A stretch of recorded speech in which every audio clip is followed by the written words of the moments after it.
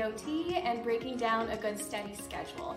So a lot of you have asked us questions about that, and it's a little bit tricky because it is very person dependent on how you study best, and we want to make note of that.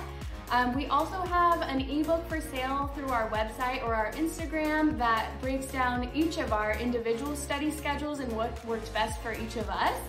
But on that note, yeah, it's totally person dependent. So what we recommend is getting a written calendar and writing out how many hours a day you plan on studying and what time of day, based on whether you're maybe more of a morning person or you study better in the evening.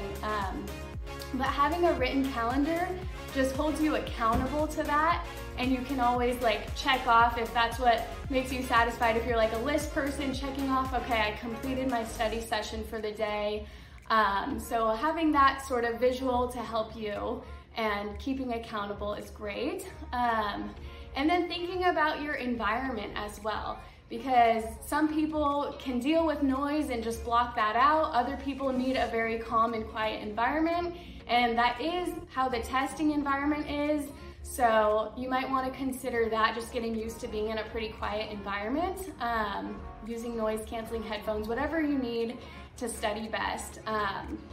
And then also on that note, some of us studied for a few hours a day, some of us studied 8 hours a day.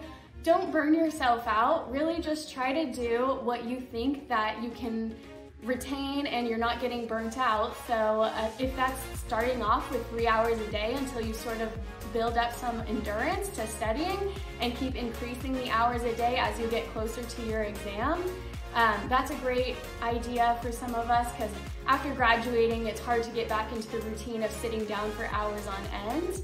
And then also trying to schedule in your practice exams. A full practice exam takes about 4.5 hours, so you want to account for that. And usually just schedule a day for that and then be done with it. And then the following day, you might want to save half of that day or the full day to review your exam, because that can take a long time as well. But these are just some of the tips and tricks that have really worked for us, so hopefully you find these helpful.